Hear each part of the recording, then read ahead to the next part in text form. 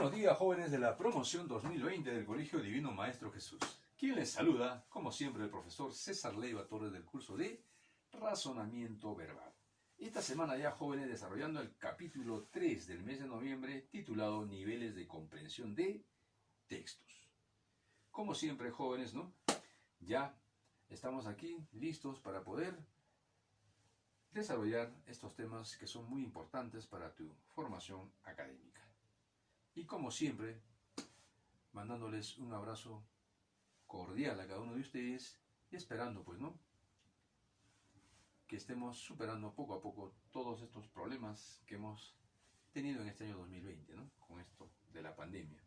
Y también, no hace mucho, ¿no?, los problemas políticos por la cual, pues, hemos tenido que salir a las calles para protestar, ¿no?, por las situaciones que se estaban dando en el gobierno. Pero, bueno, tenemos que seguir adelante, que eso no impida nuestros objetivos y nuestras metas que cada uno de nosotros tenemos. Y como siempre, también, ¿no?, tenemos que prevenir de esta pandemia que todavía no se ha extinguido al 100%. Hay que utilizar la mascarilla, hay que andar con nuestro protector facial, con el alcohol y todo eso, ¿no?, para tratar, pues, ¿no?, de protegernos y no ser contagiados por este virus que ya ha llevado, pues, ¿no?, a la muerte a muchas personas. Hay que tener mucho cuidado. Muy bien, jóvenes, sin más preámbulo, vamos a desarrollar el capítulo 3 del mes de noviembre, titulado Niveles de comprensión de textos. Vamos a ver en qué consiste. Tenemos la literalidad. Viene a ser el acceso y recuperación de la información. ¿En qué consiste esto, no? Se define como la ubicación de uno o más fragmentos de información en un texto. Está ligado a la comprensión literal del texto. Se exige precisión, rigor y exactitud para localizar y extraer la información explícita o a otras tareas más complejas que se requieren encontrar información sinónima. Identificación de detalles, precisión de espacio y tiempo, secuencia de los sucesos, captación del significado de las palabras, las oraciones y las cláusulas. Es decir, ¿no?, nivel de literalidad quiere decir, pues, ¿no?, que cuando uno lee un texto, uno va a extraer, ¿no?, tal y como está escrito en el texto, las ideas cuando vienen en las preguntas. Por eso es muy importante tener en cuenta eso. Por eso el nivel literal es, ¿no?, aquellas preguntas que salen de lo que está escrito, está plasmado en el texto que estás leyendo, ¿no? A eso se refiere. Seguimos. Retención. Capacidad de captar y aprender los contenidos del texto. La retención es importante, ¿no? Es la memorización. Reproducción de situaciones, ¿no?, recuerdo de pasajes y detalles, fijación de los aspectos fundamentales del texto, acopio de datos específicos, captación de la idea principal del texto, sensibilidad ante el mensaje. Todo eso tiene que ver, ¿no?, con la retención de la información que está en un texto. Organización.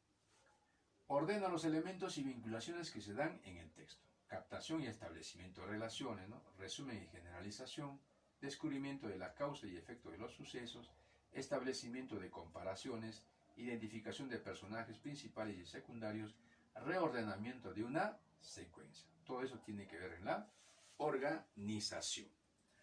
Siguiente, inferencia, integración e interpretación. La inferencia, ¿no?, descubre aspectos implícitos en el texto, es decir, ¿no?, que no se encuentran, que tú tienes que inferir o deducir de qué o de quién nos habla, ¿no?, el autor en el texto. Complementación de detalles que no aparecen en el texto. Conjeturas de otros sucesos ocurridos o que pudieran ocurrir. Formulación de hipótesis de los personajes. Deducción de enseñanzas. Proposición de títulos distintos para un texto. A eso se refiere, ¿no?, la inferencia. Por eso es integración e interpretación. Ahora, la interpretación reordena en un nuevo enfoque los contenidos del texto. Es decir, tú tienes que interpretar con tus propias palabras lo que nos quiere dar a conocer el autor. Por eso tenemos que tener en cuenta, ¿no?, extracción del mensaje conceptual de un texto, deducción de conclusiones, predicción de resultados y consecuencias, formulación de una opinión, diferenciación de los juicios de existencia de los juicios de valor, reelaboración del texto escrito en una síntesis propia. Eso tiene que ver, ¿no?, con la interpretación que tú vas a dar dentro del texto. Y por último, la valoración. En la valoración tiene que ver, pues, ¿no?, jóvenes, la fórmula de juicios basándose en la experiencia y valores, ¿no?, que encontramos dentro de la obra. Por ejemplo, tenemos captación de los sentidos implícitos, ¿no?, que uno tiene que deducir. Juicio de la verosimilitud o valor del texto. Separación de los hechos y de las opiniones. Juicio acerca de la realización buena o mala del texto. Juicio de la actuación de los personajes. Enjuiciamiento estético, ¿no? Si te gustó o no te gustó.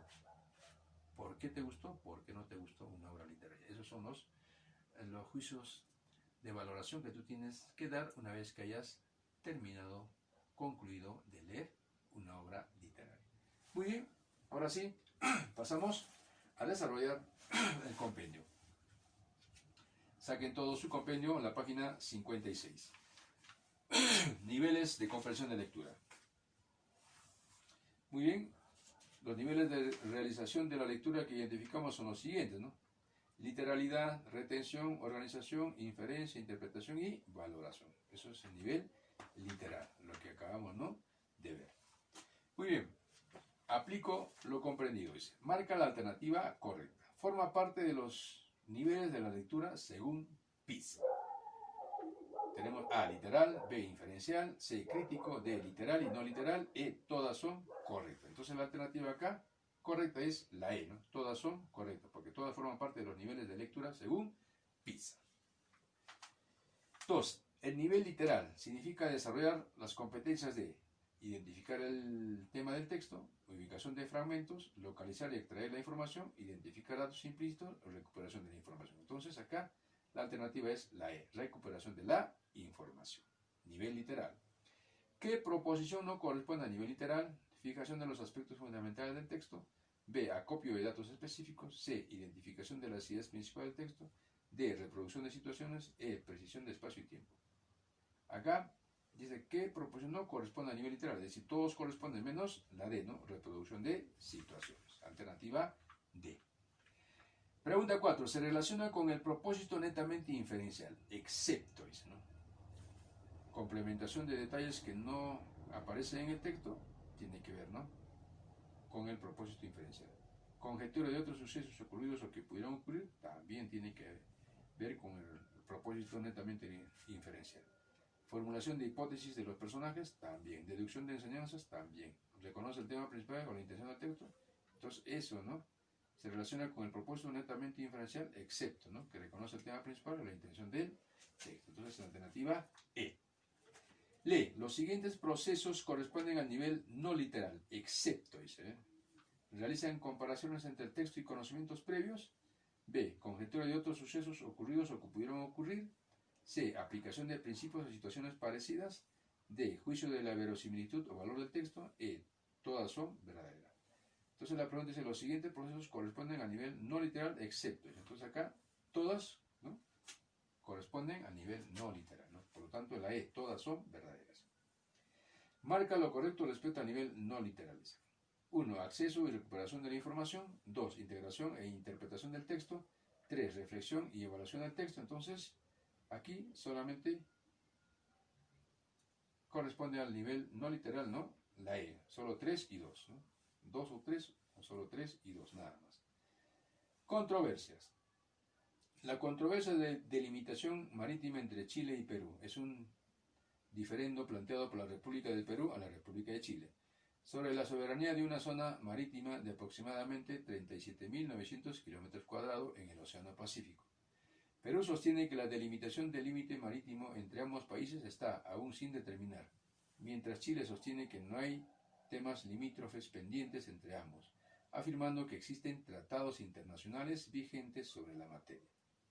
El diferendo se refiere al área marítima comprendida entre el paralelo que cruza el punto donde termina la frontera terrestre entre Chile y Perú, en la línea de la Concordia, del hito número 1, según Chile, y el punto de Concordia, según Perú, y la línea bisectriz a las perpendiculares a las costas chilenas y peruanas, formado por la superposición de las líneas de base de ambos países, que son sucesiones de puntos que determinan dónde termina el borde costero y en consecuencia empieza el mar territorial propiamente dicho, que forma un trapecio de 139,4 kilómetros cuadrados, de los cuales el Perú pide una división equitativa. También se incluye el estatus de un triángulo marino, ubicado al occidente del trapecio antes mencionado, de 28,471.861 kilómetros cuadrados, que Chile considera alta mar, y el Perú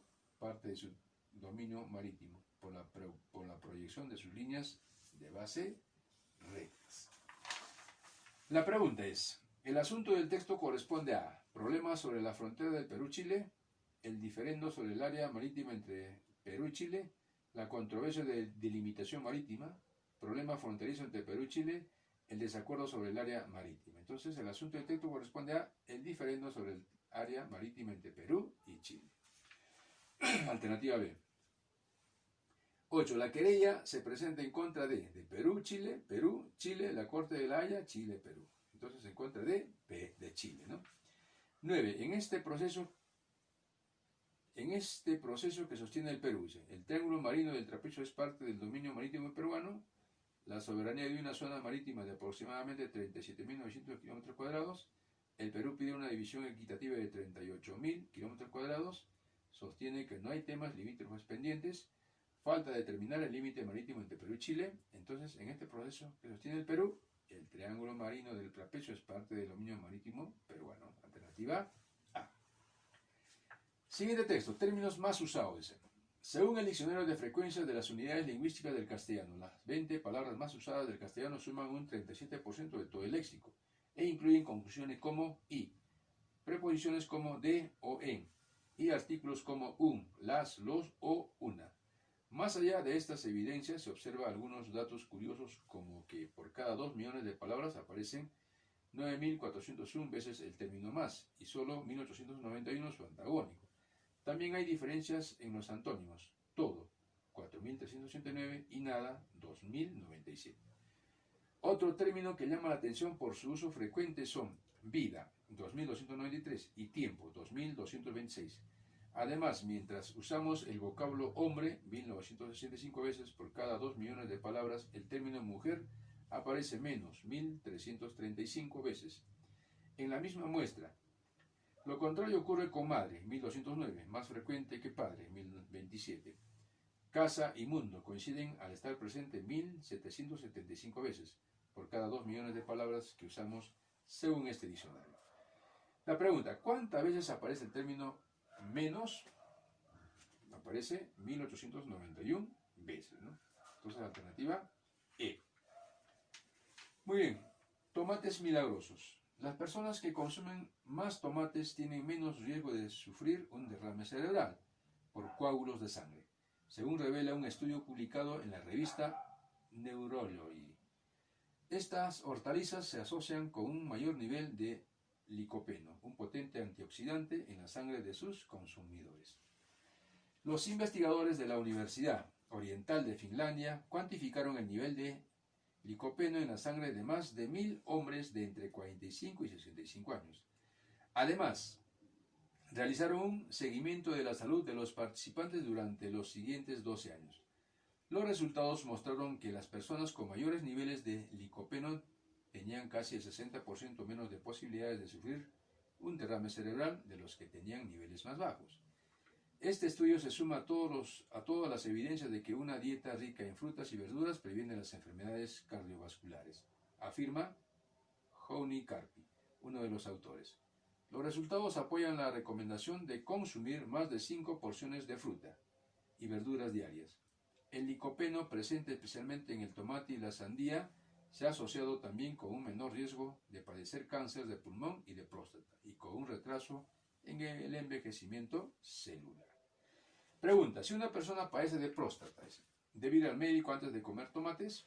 B, tener una dieta en base solo a tomates y sandías. C, debe tener cuidado con su alimentación. D, alimentarse con hortalizas que posean más licopeno. Por lo tanto, la alternativa D, ¿no? Porque eso nos dice en el texto. 12. Las personas que consumen más tomates protegen contra todas las enfermedades, previenen los males cardiovasculares, difícilmente podrán sufrir de derrame cerebral. Muy bien, alternativa C, porque eso es lo que nos habla en el texto. No literal, integración e interpretación del texto. Proceso natural. La biodegradación es un proceso natural por el que determinadas sustancias pueden ser descompuestas, con cierta rapidez en sus ingredientes básicos, debido a la acción de bacterias, levaduras y otros hongos microscópicos existentes en el suelo y las aguas. En cada gramo de tierra puede haber hasta 10 millones de estas invisibles criaturas capaces de digerir los desechos orgánicos.